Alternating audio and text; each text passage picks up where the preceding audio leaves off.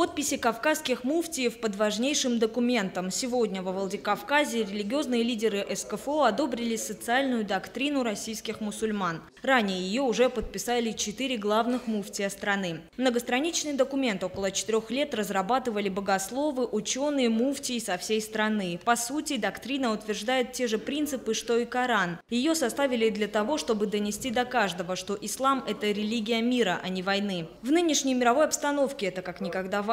Своевольное толкование священного писания становится причиной возникновения многих конфликтов.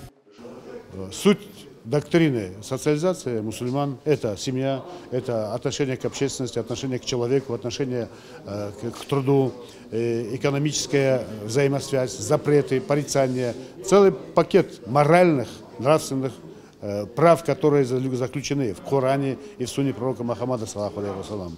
И мы их сложили в один пакет, чтобы люди, мусульмане и не мусульмане, читали и определяли свое положение в жизни. Это положение гражданина, в принципе.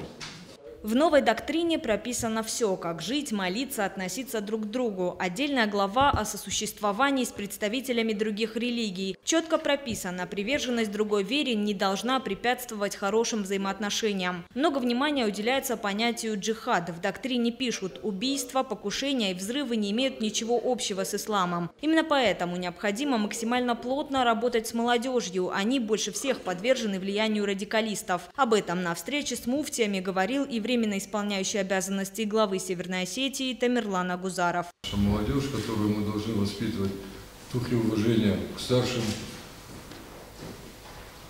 в духе любви к родине, к своим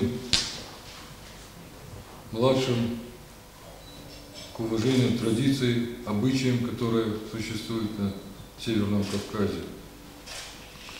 И в этом плане я очень надеюсь, что все конфессии, абсолютно, которые представляют Северный Кавказ, это многоплановые конфессии, они должны работать совместно, сообща.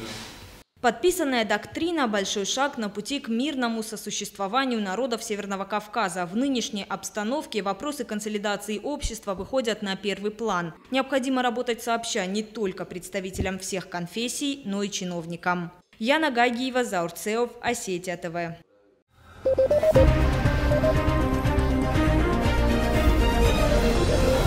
Thank you.